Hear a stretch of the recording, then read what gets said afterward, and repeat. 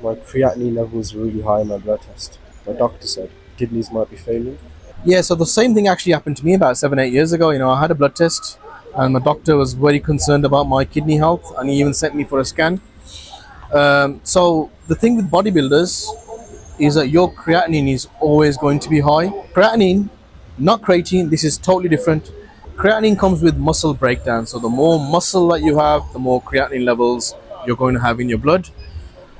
If you go to the gym, your creatinine levels are going to be high afterwards. If you're taking anabolic steroids and training intense, long, hard workouts, your creatinine levels are going to be high.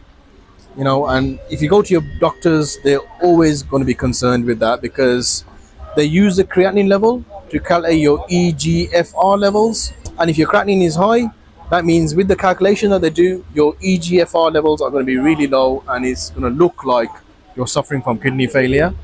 Now, having said that, don't just take that lightly that you're going to be fine. If your creatinine levels are high and your doctor's concerned, let him investigate. What they really should be doing is something called a cystatin C test, which is probably better for us bodybuilders because we're all heavily muscled. We've got more muscle than the average person. And the figures that these doctors go by are for normal people. We're not really normal people. Look around you. Do you see anyone with a lot of muscle here? Not really. So cystatin C is the one that we should go for.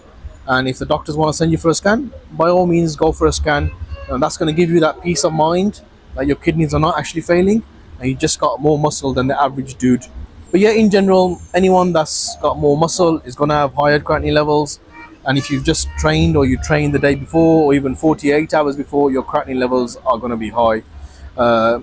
If you want to get a true reflection of your creatinine levels and therefore your kidney health, I would stop training, weight training, 4 or 5 days before a blood test. So no training at all for about 4 or 5 days. Then go and do your bloods and see what your creatinine levels are going to be like.